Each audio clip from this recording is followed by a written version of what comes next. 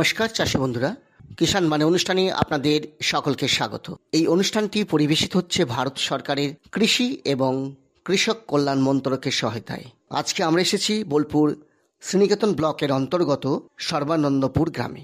আমরা কথা বলবো এই গ্রামের একজন সফল চাষী বন্ধুর সাথে, যিনি জলদি জাতের ধান চাষ করে আজকে সফল হয়েছেন।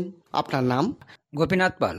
গোপীনাথ বাবুর কাছে জানবো যে আপনি তো চাষবাস করে থাকেন এবং আজকের দিনে যে বিজ্ঞানভিত্তিক চাষবাস হচ্ছে শুরু থেকে শেষ অবধি, তো আপনি যে GS1 যেটা গুটকা পদ্ধতিতে ধান চাষ করেছেন, কতটা সফল হয়েছেন? GS1 ধান চাষ করে প্রচণ্ডভাবে ফলন পাওয়া যাবে, কিন্তু পদ্ধতি হচ্ছে আপনার বীজতলা এবং বিচন থেকে তৈরি থেকে করতে গেলে পরে জুলাই মাসে প্রথম সপ্তাহে বিচনটা ফেলতে হবে এবং জুলাই মাসের শেষের দিকে আপনাকে বিচনটা পুঁততে হবে। মোটামুটি 14 থেকে 15 কি 16 দিনের মাথাতে বিচনটা পুঁততে হবে। এবং GS1-এর নিয়ম হচ্ছে আপনি গুছিটা একটু বেশি মোটা দেবেন, আর ভুঁই কিন্তু তার আগে চাষবাস দিয়ে জৈব সার দিয়ে রেডি করবেন। এইভাবে যদি চাষ করা যায় তাহলে কিন্তু আপনি দেখবেন মোটামোটা একটু গুছিটা দিলে পরে ধানটা ফলনটা বেশি পাবেন। কীভাবে না, গুছিটা দিলে পরে বিয়ানটা কম হয়, GS1-এ বিয়ানটা কম হয়, তার জন্য আমাদের বীজটা একটু বেশি দিতে হয়। আর জৈব সার আপনাকে বিঘাপতি একটা দিতে হবে। এখন গরু গাড়ি নেই, ধরুন বিঘাপতি একটা গোবর সার জৈব সার চিটি দিয়ে মাটিকে চাষ দিয়ে তৈরি করে জুলাই মাসে প্রথম দিকে বিচনটা ফেলতে হবে, শেষ দিকে আপনাকে কিন্তু ওই 18 থেকে 20 দিনের মাথায় বিচনটা পুঁততে হবে। এইভাবে যদি আপনি বিচনটা পোঁতা যায় তাহলে কিন্তু আবার ওই 14 দিনের মাথাতে হালকা একটু নাইট্রোজেন এবং সুপার ফসফেট, পটাশ এসব দিলে পরে মানে গ্রোথটা খুব ভালো হবে, গুছিগালা খুব মোটা হবে এবং মানে ধানটা শক্ত হবে। কারণ ওই ধানটা হচ্ছে খুব নরম গোছের ধান, কিন্তু পটাশ আপনাকে একটু দিতে হবে, দিলে পরে গাছটা শক্ত হবে। শক্ত হলে পরে তখন আপনি ওর ফলনটা বেশি ওর পাওয়া যাবে। আর ওই 21 দিনের মাথায় ধরুন নিডিটিডি দিয়ে ওষুধ ইউরিয়া দিলেন এবং 21 থেকে আপনার যে 28 দিনের মাথায় গেলেন তখন একটা যে কোনো কীটনাশক ওষুধ স্প্রে করতে হবে। আপনি দেখবেন 45 থেকে 50 দিনের মাথাতে ওর দেখবেন যে মানে থোড় এবং সব চলে আসছে। তখন আপনি দেখলেন হয়তো 5টা ঠিলে দিলেন, ঠিলে দেওয়ার পর পরিষ্কার করার পর ওকে আবার একটা স্প্রে করলেন। মোটামুটি বিঘাপতি আপনি ধরুন 8 থেকে 9 কুইন্টাল মতন ফলন পাবেন। আচ্ছা, আপনাকে জানবো যে এটা শুরু কখন করেছিলেন, মানে এটা কি আরো আগে চাষ করতে হয়? না, GS1 যদি আগে চাষ করেন তাহলে কিন্তু ফলন কম পাওয়া যাবে, কারণ আশ্বিন মাসে যে ঝড় জলটা হয় তাতে যদি বৃষ্টি হয়, বৃষ্টিতে ক্ষতি হয়ে যেতে পারে। কিন্তু জুলাইয়ে প্রথম দিকে যদি বীজটা ফেলা হয় এবং শেষের দিকে যদি লাগানো হয় তাহলে এইটা কিন্তু মোটামুটি আশ্বিন মাসটা আমার পেরিয়ে গিয়ে আশ্বিনের শেষ দিক করে শীষটা বেরোতে লাগবে, তাহলে আপনার কার্তিক মাসে প্রথম সপ্তাহের মধ্যে ধানটা উঠে যাবে। আর এইভাবে পরিচর্যাটা করতে হবে যে আপনাকে গোছটা মোটা দিয়ে বসাতে হবে এবং সুপার ফসফেট, পটাশ, ইউরিয়া এইসব দিয়ে আপনাকে একটু নাইট্রোজেন দিয়ে নেড়াইতে হবে। নেড়ান গোছান করার পর 21 দিনের মাথাতে ওকে দেখা গেল যে নিডিটিয়ে আপনি হয়তো একটু দানা বীজ কিংবা একটু স্প্রে, মানে যে গান্ধী পোকাটা যাতে না লাগে, শীষ কেটে দেয় খুব সুন্দর আর কি, পোকাটাতে আগড়া টাইপের বেশি হয়, তার জন্যে আপনাকে লক্ষ্য করতে হবে যাতে ও গান্ধী পোকাটা আমার না লাগে। গান্ধী পোকাটা লাগে আপনার ঠিক ওই আশ্বিনের শেষ দিক করে, তার জন্য আশ্বিন মাসের শেষ দিকে ওকে 5টা ঠিলে দিয়ে আপনাকে একটা স্প্রে ব্যবস্থা করতে হবে। দেখতে হবে যে কোনো পোকা উৎপত্তি হচ্ছে কিনা। যদি এই টাইমটা পার করে দিতে পারা যায় তাহলে আপনি দেখবেন যে আমার আশ্বিন মাসের শেষ দিকে যে শীষ কটা বেরোচ্ছে খুব সুন্দর হচ্ছে এবং মোটা শীষ হবে। তার জন্যে এর যা ফলন দেবে স্বর্ণ আগাম ধানে অন্য কোনো ধানটা দিতে পারবে না। GS1 যে ফলনটা আপনাকে দেবে আশ্বিন মাস করে, তাতে কার্তিক মাসে প্রথম সপ্তাহে কি 15-16 মধ্যে আপনার কাটা পড়বে, দেখবেন 8 থেকে 9 কুইন্টাল বিঘাপতি ফলন দেবে। আচ্ছা, এই যে প্রচলিত পদ্ধতিতে যে চাষি বন্ধুরা ধান চাষ করে থাকেন বা আপনিও কিছুটা করেছেন, বর্তমানে আপনি এটাকে পরিবর্তন করে এই GS1 পদ্ধতিতে ধান চাষ করেছেন এবং অবশ্যই লাভজনক একটা ফসল আপনি সেটা কিন্তু করে দেখেছেন বা সফল হয়েছেন।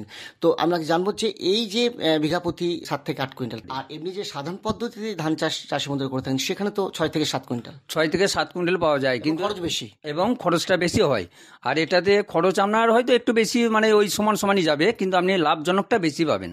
আপনাকে সবসময় চেষ্টা করতে হবে যে আশ্বিন মাসের প্রথম দিকটাতে আপনার লক্ষ্য করতে হবে ধানটা যাতে মানে বিশাল বড় গাছ না হয়ে যায়। তার জন্য আপনাকে পটাশ এবং নাইট্রোজেন এইটা ব্যবহার করতেই হবে, সুপার ফসফেটটা দিতে হবে যাতে গাছের গোড়াটা শক্ত থাকে, মানে গাছ খুব শক্ত হবে। তার জন্য আপনার ওই পটাশটা আপনাকে দিতে হবে, তাতে আপনি ফলনটা ভালো পাবেন। আর অগ্রিম ধান বলতে গেলে এইটাই মোটামুটি। তারপর আবার এই ধানটাই বীজ জন্য রাখলে বারবার খরাতে লাগানো যাবে, মানে এটা বছরে 2বার করেন? বছরে 2বার করা যাবে এই ধানটা। তো বর্তমানে আপনি কত বিঘা জমিতে এই GS1 পদ্ধতিতে ধান চাষ করেছেন? আমি GS1 মোটামুটি বিঘা 5 লাগিয়েছি। জুলাইয়ের শেষ দিক করে পুঁতলাম, এবার আগস্টে মাঝামাঝি করে আপনার ওই নাইট্রোজেন এবং সুপার ফসফেট এসব দিয়ে ওকে নিড়ান গুছান করে দেবো। তারপরে এবার আগস্টের শেষ দিকে ওকে আবার একটা স্প্রে দেবো। তারপরে আবার আশ্বিন মাসে যখন পড়বে তখন ওই 5টা ঠিলি দিয়ে যে কোনো একটা স্প্রে হোক কিংবা দানা বিষ হোক একটা দিতে হবে, তাহলে আপনার পোকা থেকে রেহাই পাওয়া যাবে। অগ্রিম ধানে পোকাটা বেশি লাগে, তার জন্যে একে লক্ষ্য করতে হবে। খরাতে আমার যেমন পরিচর্যা করি সেইভাবে পরিচর্যা করলে পারে কৃষক বন্ধুরা পরিষ্কার এই ধানটা এই GS1-এ প্রচণ্ডভাবে লাভ পাবেন অগ্রিম ধানের উপর। তো আপনি যে বলেন যদি পরিচর্যা ঠিক মতন করা যায়, আমরা জানি সত্যি যে সব চাষে মূল কথা হচ্ছে পরিচর্যা। ঠিক মতন যদি পরিচর্যা না করা হয় তাহলে কিন্তু ফলন ঠিক মতন বা আশানুরূপ ফলন পাওয়া যায় না। তো কী ধরনের পরিচর্যা করা দরকার এই GS1 পদ্ধতিতে? GS1-এর পদ্ধতি হচ্ছে যে আপনাকে মাঠ ঘুরতে হবে, সকালবেলায় একবার যেতে হবে, বিকাল দিকে একবার যেতে হবে, কিংবা 2 দিন 3 দিন পর পর একবার করে মাঠ যেতে হবে। জল বেশি থাকলে হবে না, জল অল্প অল্প রাখতে হবে এবং মাটি যাতে এবারে শুকিয়ে না যায় সেটাও লক্ষ্য রাখতে হবে আপনাকে। এবার আশ্বিন মাসে প্রথম দিকে যে ঝড় বৃষ্টি হয় তাতে দেখা যাবে যে হয়তো যদি জল বেশি থাকে জল কমিয়ে দিতে হবে, মাটি যাতে শক্ত হয়, যাতে হাওয়া বাতাসে আপনার ধানটা পড়ে না যায়। কারণ GS1-এর শীষ হয় খুব বড় এবং খুব মোটা এবং অত্যধিক ফলন দেয় বলে একে কিন্তু ভালোভাবে পরিচর্যা করতে হবে এবং লক্ষ্য করতে হবে। এরপর আপনি দেখলেন যে হ্যাঁ আমার ধান ঠিক হয়ে গেল এবং ওয়েদার খুব ভালো রয়েছে, তখন আপনি নিশ্চিন্তভাবে বসে থাকতে পারবেন যে ধানটা আমি ঠিকমতো পেলাম। জৈব সার আপনাকে ধরুন বিঘা প্রতি গরু গাড়ি হলে পরে 4 গাড়ি লাগে, তাই সেটা এখন গরু গাড়ি আমাদের নেই, অতএব আমাদের ট্রাক্টরে একটা একটা দিতে হবে। নিয়ে এটা সেটা ভালো করে ছড়িয়ে দিয়ে আপনাকে জমিটাকে চাষ দিয়ে রেখে দিতে হবে এবং সেই জমিটা চাষ দেওয়ার পর যখন দেখা গেলো যে আপনার হয়তো বিচনটা তৈরি হয়ে আসছে, তখন সেই জমিটা আপনি ভালোভাবে চাষবাস দিয়ে আলটাল করে দিয়ে ধানটা পুঁতলেন। এবং লক্ষ্য রাখতে হবে যে জমিটা যাতে মানে কোনো রকমই যেন ক্ষতি না হয় সেইভাবে চেষ্টা করতে হবে। এবং জৈব সারটা বিঘা প্রতি অনেকটাই করে দিতে হবে, কারণ তার GS1-এ তাহলে আপনার ফলনটা ভালো দেবে। কারণ এখানে নাইট্রোজেন বা 10-26 বা কোনো DAP এসব দেওয়া যাবে না বেশিরভাগ। একে যতটা পারবেন জৈব সার দিয়ে আপনার জমিটাকে তৈরি করতে হবে। যত জৈব সার দেবেন তত অত্যধিক ফলন পাবেন এবং কৃষক বন্ধুরা ফলন পেলে পরে সবারই ভালো লাগবে। পরিচর্যাটা আপনাকে করতে হবে। এখন ধরুন জৈব সার যদি আপনি না দেন তাহলে কিন্তু ফলনটা ভালো পাবেন না, অতএব জৈব সার আপনাকে দিতেই হবে। জৈব সার দেওয়ার পর জৈব সার দিলে পরে আপনি অত্যধিক ফলন পাবেন এবং জৈব সার দিলে পরে এর গোড়াটা মানে GS1-এর যে শক্ত ক্ষমতাটা যে নরম গোছের হয়, নাইট্রোজেন দিলে বা নরম হয়ে যায় কিংবা রাসায়নিক সার দিলে নরম হয়ে যায়, সেটা কিন্তু আপনি পাবেন না।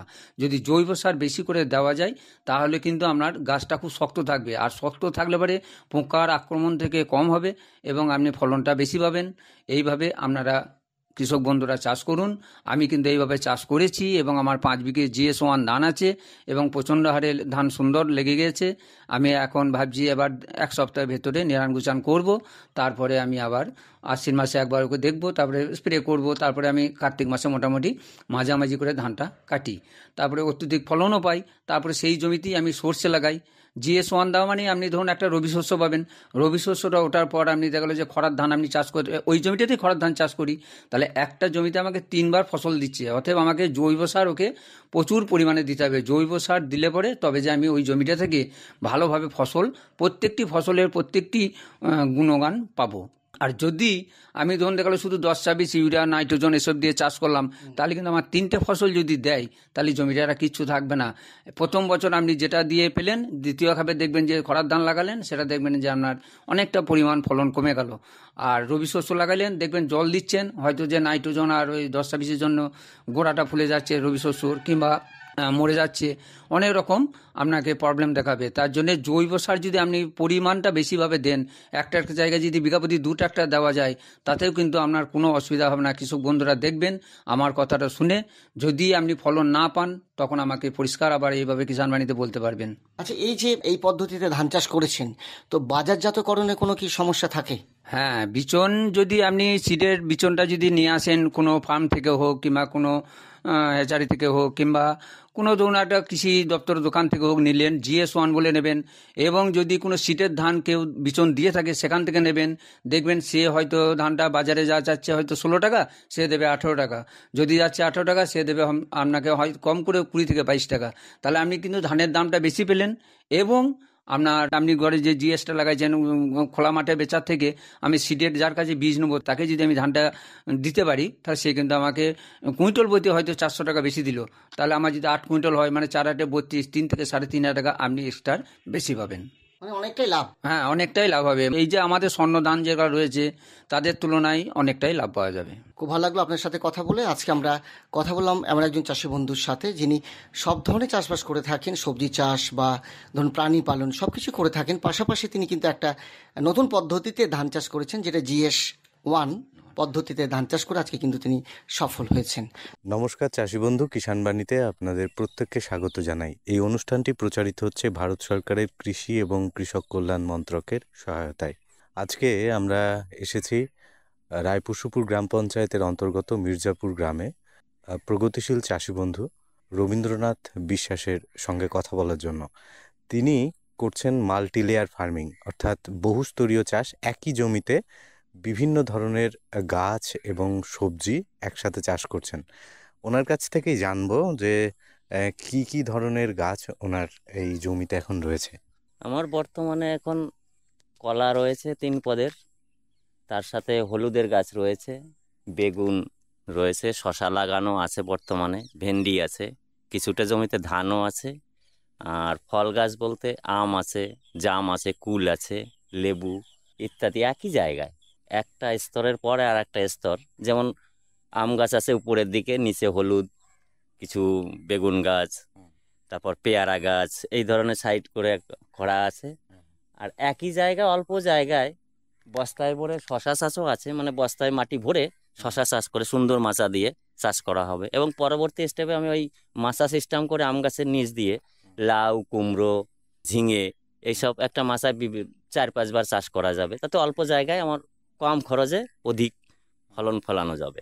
কতটা জায়গার মধ্যে আপনি এই চাষ করছেন? আমার টোটাল এরিয়াটা হয়েছে ওই 10 বিঘার মতন। তার ভিতরে পুকুর আছে একটা বিঘা 3, বাদ বাকি সবগুলোই জমি এবং পার। পুকুরে কি মাছ চাষ করেন? হ্যাঁ, আমার পুকুরে মাছ আছে। আর এই যে বহুস্তরীয় যে চাষের ভাবনা, এইটা একেবারে আধুনিক এখনকার সময় বলছে।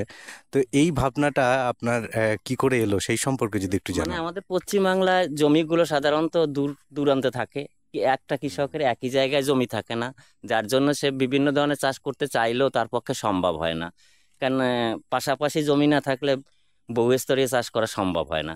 কোথাও আমার 10 বিঘা জমি নাই যে সেখানে গিয়ে আমি ওই একটা জায়গায় সবকিছু আমি চাষ করতে পারবো। এখানে 10 কাঠা, ওখানে 5 কাঠা, এতে চাষিদের যেমন কস্টলি হয়ে যায় চাষ করা, তেমনি ফসলেরও ক্ষতি হয় প্রচুর। মানে দেখভালেরও ক্ষতি হয়, ফসলেরও ক্ষতি হয়, এইগুলোর জন্য অসুবিধা বেশি হয়। আমি যাও কষ্ট করে একটা জায়গায় 10 বিঘার মতন করতে পেরেছি, যার জন্য আমি খুবই উপকৃত। অর্থাৎ আপনি নিজে নিজেই ভাবনাটা ভেবেছেন এবং হয়তো কারোর থেকে জেনেছেন। সেই সম্পর্কে আরেকটু পরে জানবো। নয়তো এখন আরেকটুখানি জানি, যে বললেন যে 3 ধরনের কলা আছে, কি কি জাতের কলা লাগিয়েছেন? আমার প্রধানত এখন বর্তমানে কাঁচকলার দামটাই ভালো, মানে যেটা কাঁচা কলা তরকারি করে খাওয়া হয়। এরই আবার 2টো জাত আছে, বড় বাগলা আছে এবং দেশি আছে।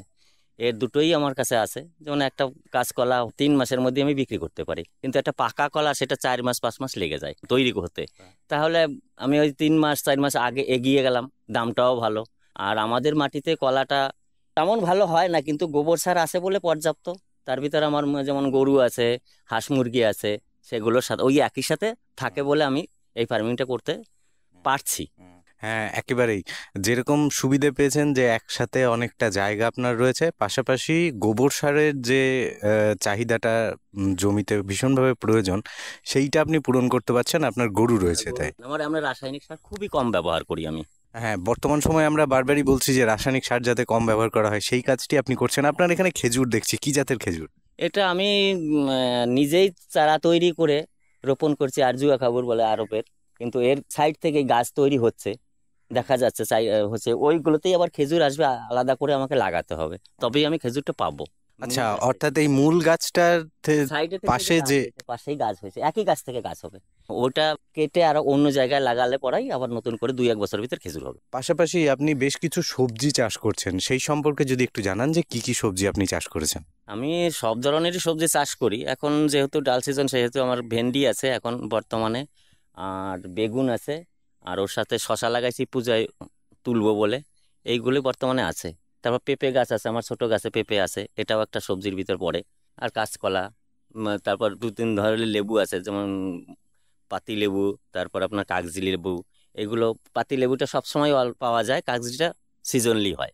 আর কিছু নারকেল গাছ লাগিয়েছেন, কি জাতের নারকেল লাগিয়েছেন? এটা এখনো আমি সঠিক বলতে পারবো না, দেশীয় আছে আর একটা ভিয়েতনামি নারকেল বলেছে, আমি চারাটা লাগিয়েছি, সুন্দরই হয়েছে, কিন্তু দেখা যাক 2 বছর হলো আমার, আর কতটা সময় নেয় হতে। গাছ গঠনটা ভালোই আছে। আর পুকুরে মাছ চাষ করেন, এইটা সম্পর্কে যদি একটু জানান যে মাছ চাষে কিরকম লাভ বুঝছেন মাছ চাষ থেকে? মোটামুটি আমার 3 বিঘা জলকর এরিয়াতে বছর শেষে আমার মোটামুটি ধরুন 50,000 টাকার মতো লাভ হয়, সব খরচা বাদে। আরও লাভ হতো যদি আমি ছোট ধানি পোনা করতে পারতাম। ধানি পোনাটা চাহিদাটা বেশি, কিন্তু আমার একটা ব্যাকওয়ার্ড জায়গায় হয়ে যায়, রাস্তা না হওয়ার জন্য আমি ধানি পোনাটা বহন করার যে সুবিধাটা সেইটা আমি পাচ্ছি না, যার জন্য আমি ধানিটা না করে আমি বড় মাছই করতে হয়। বড় মাছের চাইতে ধানি মাছটা আমি বছরে ধরুন 2 মাস পর পর ধানিটা বিক্রি করা যায় ডিম ছেড়ে, তাতে আমার প্রচুর লাভ হতো, মানে ডবলের উপরে লাভ হতো। তারপর যে কিছু মাছ থাকতো বড়, সেটা খাবার জন্য হোক বা নিজের খাবার জন্য হোক, কিন্তু আসলটা আমি পেয়ে যেতাম তার আগেই। 6 মাসে চাষ করেই আমি পেয়ে যেতাম, যেটা 1 বছরে আমার এখন হয় না। অর্থাৎ ধানি পোনা চাষ করতে পারলে আরো বেশি লাভবান হতেন, কিন্তু সেই সুযোগটা হয়ে উঠছে না কোন একটা অসুবিধার কারণে, রাস্তার কারণে। আর এই যে জলটা পাচ্ছেন সারা বছর, সেই ক্ষেত্রে অন্যান্য সবজি চাষে কতটা সুবিধে পান বলে আপনি মনে করেন? না, আমার এখানে ছোট একটা মিনি সাবমার্শাল আছে, যার জন্য আমার পুকুরের জলটা ব্যবহার করতে হয় না, ওই ছোট সাবমার্শাল থেকে আমি জলটাকে ব্যবহার করতে পারি। আর আপনার কাছ থেকে আরেকটুখানি জানতে চাইবো যে বিভিন্ন ধরনের সবজি চাষ করছেন, পাশাপাশি গাছ রয়েছে, এই গাছের ছায়ায় অন্য যে ধরনের সবজি হয়ে থাকে সেই রকমের কোনো পরিকল্পনা আছে কি? হ্যাঁ, সেই রকম পরিকল্পনা আছে। যেমন আমার এখন বর্তমানে ওল লাগানো আছে গাছের নিচে, এটা অল্প জায়গায় নাই, এবং একটা হোল দেখুন 2 কেজি যদি ওল হয়, তাহলে আপনার 50 টাকা কেজি হলে 100 টাকা বিক্রি হয়। 2 কেজি হলে পড়া, সেটা অল্প জায়গায় একাত অন্তর অন্তর দিলে অনেকগুলো হোল ওই গাছের নিচেই করা যায়। তেমনি আদা আছে, তারপরে হলুদটাও আমার আছে। এই আদাটা আমার পরিকল্পনায় আছে, এর পরের বর্তি স্টপে ওই পুরোটাকেই আদা এবং হলুদ দিয়ে ভরে দেবো, তাতে আমার গাছের ফলও পাবো, ওই নিচে একটা ফসলও আমি পাবো, বাগানটাও আমার পরিষ্কার থাকবে। আর যেটা মাঠের জমি সমতল আছে, ওখানে বিভিন্ন ধরনের পর্যায়ক্রমে যে চাষ হয়, সিজনলি যে সবজিটা, ওটা চাষ করি। খুব একটি আধুনিক বিষয় দেখলাম ওনার বাগানে রয়েছে, যেটা হচ্ছে যে উনি একই গাছে একটা আম গাছের সঙ্গে একটা এক্সপেরিমেন্ট করছেন, পরীক্ষামূলকভাবে একটা করছেন। সেটা কি করছেন সেটা ওনার কাছ থেকেই জানবো। মানে একই গাছে আমি কাটিং করে জোর কলম করে 5টা জাতের আম তৈরি করতেছি। মানে কলম হয়ে গেছে অলরেডি, আমার এখন গাছ আছে। এই আমটা হয়তো দেখা গেল সামনের বছর না হলে পরের বছর আমার আম ফলবে, এবং সেই আমের যে পরাগ বিনিময় হবে 5টা আমের জাতের সাথে একটা পরাগ বিনিময় হয়ে যে আমটা তৈরি হবে, ওই আমটা থেকে আমি যে বীজটা হবে, 5টা আমেরই 5টা বীজ নিয়ে নতুন করে একটা আমের চারা তৈরি করার ইচ্ছা আছে। সেইটা হওয়ার পরে দেখবো আমি 5টা আমের কোনটা কোন জাতের হলো, বা আলাদা কোনো একটা জিন আসলো কিনা। যদি সেইটা সুস্বাদু হয় তাহলে সেই আমটা বাজারে রাখবো, আর বাদ বাকি আমগুলো আমি আবার গাছগুলো কেটে দেবো। এইটা আমার একটা পরিকল্পনা আছে, সেটা একটা দীর্ঘমেয়াদী 7-8 বছরের সময় লাগবে এটা করতে আমার। হ্যাঁ, সময় লাগবে ঠিকই, কিন্তু আপনি যেটা করছেন সেটাতে একটা নতুন ধরনের জাত আম তৈরি তৈরি হবে, হতে একটা পারে। জাত তৈরি হবে। হ্যাঁ, সেটা থেকে একটা নতুন জাত তৈরি হলে একটা আম পাওয়া যাবে, ভালো সুস্বাদু আমটা থাকলে সেটা বাজার থাকবে। এখন তো বিভিন্ন ধরনের আম আছে, কোনোটা সুস্বাদু হয়, আমাদের ওদারে হয় না। কিন্তু এখানে আমাদের যেমন আমি যে 5টা আম দিয়েছি, তার নাম হচ্ছে, একটা হচ্ছে আলফানজো আছে, একটা পালমার আছে, একটা কাটিমন আছে, আর আমাদের একটা হিমসাগর আছে। আমাদের দেশি বিদেশি মিলিয়ে যে আমটা আমি তৈরি করছি, যে জাতটা আসবে সেই জাতটা হয়তো যদি ভবিষ্যতে করতে পারি, সবাইকেই আমি দিতে পারবো। বাহ, খুব ভালো উদ্যোগ। এই আম গাছটা নিয়ে আপনার আরো কিছু পরিকল্পনা রয়েছে, সেই সম্পর্কে একটুখানি জানতে চাই যে কিরকম করে ভাবছেন যে পরবর্তীতে এই আমের যে নতুন জাতটা আসবে সেটাকে আপনি কিভাবে মানুষের কাছে নিয়ে আসবেন? আমি কিছু বীজ থেকে চারা তৈরি করে রেখেছি। যেমন সেই চারাগুলোকে 3টা স্তর করবো, মানে 3টে ডাল হবে, 3টে ডালে আমি 3 জাতের আম কাটিং করে গাছটাকে তৈরি করব। তৈরি করার পরে যাদের অল্প জায়গা আছে, বাড়িতে একটাই আম গাছ লাগানোর জায়গা আছে, তারা যদি সেই আম গাছটা নেয়, তাহলে একটা স্বল্প মেয়াদি আম পাবে, একটা দীর্ঘমেয়াদী এবং মধ্যম মেয়াদি, 3টে আমি সে পেয়ে যাবে। তাহলে এক গাছেই তার 3টে আমের স্বাদ মিটে যাবে, তাতে তারও লাভ হবে, আর পরিবেশটাও ভালো থাকবে। সেও একটা গাছ লাগাবে, এক গাছ লাগলে প্রথম দিকে আমি আম পেলাম, শেষের দিকে আমি আম পেলাম না, তাতে লোকের মনও খারাপ হয় যে এখন হয়েছে আর একজনের আছে আমার নেই। এটা খুব একটা খারাপ জিনিস। তাহলে অল্প জায়গায় সে একটা গাছই লাগাতে পারবে, তার যদি 3টে আম একটা গাছেই থাকে, জায়গাটা তোর সুন্দর হবে, আমও সে সুস্বাদু পাবে। এই করে আমার সেই প্রোগ্রামটা আছে, আমি চারা তৈরি করে ফেলেছি অলরেডি, সামনের বছর দিতে পারবো। বাহ, খুব ভালো। আপনার এই পরিকল্পনা বাস্তবায়িত হোক এবং সাধুবাদ জানাই যে এত সুন্দরভাবে পরিবেশ বান্ধব একটি চাষ ব্যবস্থার সঙ্গে আপনি যুক্ত রয়েছেন। আর একটা বিষয় একটুখানি জানতে চাই, যে এটা হচ্ছে বছর শেষে কিরকম লাভ বুঝতে পারেন, একটু সংক্ষেপে যদি জানান। বছর শেষে আমার যে জায়গা আছে, আমার খাওয়া দাওয়া সংসার খরচ চলে মোটামুটি 1,02,000 টাকা হয় এখন বর্তমানে। আর ভবিষ্যতে আমার তো ছোট গাছ এখনো, ভবিষ্যতে আরো একটু বেশি হবে। খুব ভালো, সাধুবাদ জানাই। এবং যারা আমাদের এই অনুষ্ঠান শুনে যদি উৎসাহিত হন, তবে এইভাবে চাষ পরিকল্পনা করতে পারেন, তাতে চাষের দিক থেকে আরও কিছুটা লাভের মুখ দেখতে পারবেন, এমনটাই আশা রাখি। যারা আমাদের সঙ্গে এই অনুষ্ঠান শুনলেন তাদের প্রত্যেককে ধন্যবাদ এবং নমস্কার জানিয়ে আজকের কিষাণ বাণী এখানেই শেষ করলাম।